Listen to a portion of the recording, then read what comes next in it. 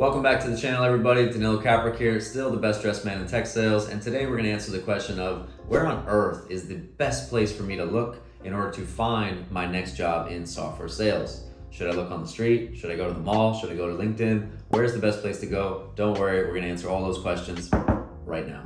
All right, folks, so there's really three major resources or places to look that we're going to talk about in this video. Number one, I really hope this is not the first time you guys are hearing about this. If it is, please go download it immediately. But the first place should not shock you. We're going to talk about LinkedIn, baby. All right, if you're not on LinkedIn already, first step is pause this video right now and go make a LinkedIn immediately, okay? Don't do anything else. Go, just go.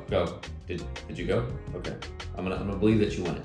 Anyways, guys, LinkedIn is the number one place that we need to go in order to find tech sales roles. And this is for a couple of reasons. Number one, if we make a simple LinkedIn profile, one easy thing that we can do is start researching and following companies on LinkedIn.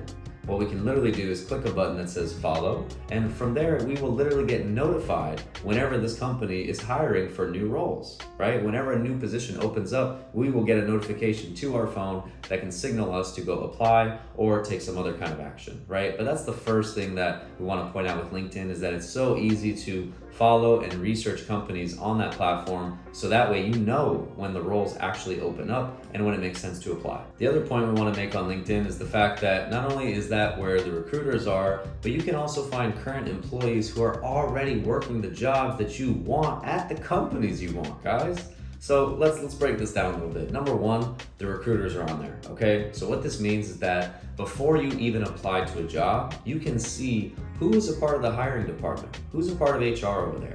And if you want, you could go ahead and actually send them a very personalized email about the role or about the growth plans of the company and hiring and potential positions for you before you even apply.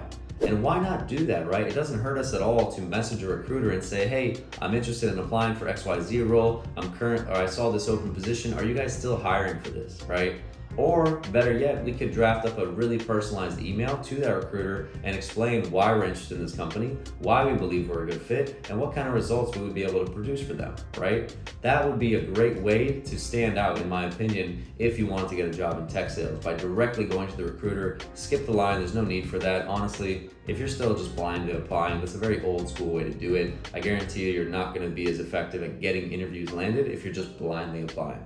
But instead, what I would do is reach out to recruiters directly on LinkedIn. They're there for the taking, guys, and the only thing stopping you is yourself if you're not on this platform. The other point about LinkedIn, guys, is the fact that the employees who are working the jobs that we want, they're already on there. And again, we can do the same thing with them. We can message them, send them a quick note and say, hey, I'm actually trying to apply for XYZ role at this company. I see you've been there for 2 years and you're working in this role. Do you mind if I take 10 minutes to speak with you and understand kind of what your take is on the company? What do you love about it? What do you hate about it? What do you wish you would have known when you were applying? All that. If you guys do that and you find, let's say, 10 employees on LinkedIn and you send 10 messages out to all of them asking for time, I guarantee you at least one will message you back and say, yeah, no problem, let's hop on a call.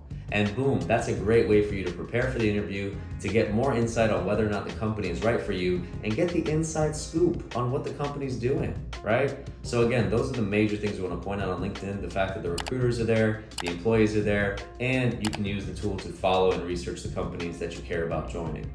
All right, guys, so now that we talked about LinkedIn, we need to talk about the other resource that is super slept on, in my opinion, that a lot of people just do not take advantage of. And this might sound funny at first, so stick with me, but the other resource that we want to talk about is just people around you every single day that you pass by. How many times, whether it's on your way to work or, I don't know, some other part of the day, maybe it's at the gym, could be anywhere, right? Maybe at a restaurant, if you're on a flight, you have someone sitting next to you and you don't talk to that person, right? You might be sitting on a bench. Let's say you take public transportation and you're waiting on the bus, whatever it is, right? When you have people next to you and it makes sense, or it's not super awkward to speak with them, it's in your best interest to speak with them and figure out what they do. Because even if they're not in tech, you guys, you're going to learn something interesting about them if you ask the simple question of, what do you do? Honestly, guys, I might be a little biased, but this is how I got into tech. I was working at a shoe store and I would get in the habit of asking all of my customers, what do you do? And some would say they were lawyers, some would be in business, some would be in other things, whatever.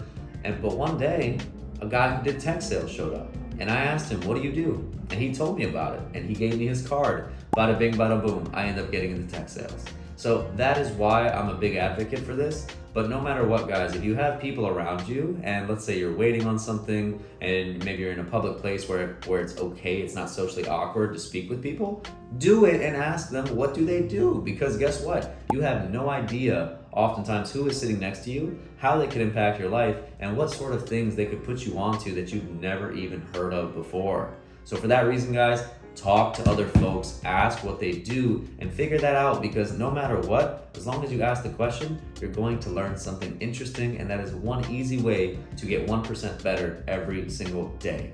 All right, guys, now last and not least, the last resource that we want to talk about is events. If you literally just go right now on your computer and you type in tech events or tech happy hour or tech whatever, you will probably find some kind of gatherings in your city.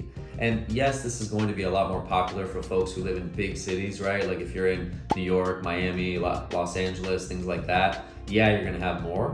But even if you're in a small town, guys, there are a lot of tech companies that work in small towns, right? Like some of my clients are based in South Carolina, for example, right? People don't think South Carolina is a very big tech hub. But believe it or not, there are tech jobs out there, you guys. So with that said, go do a simple Google search, type in tech events, tech happy hours, and see what's around there.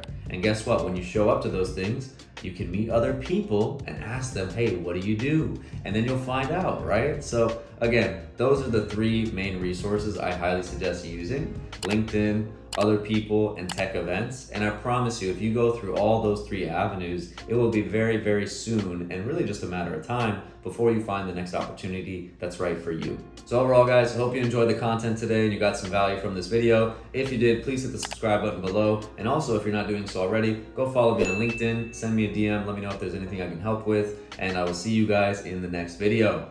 Bye now.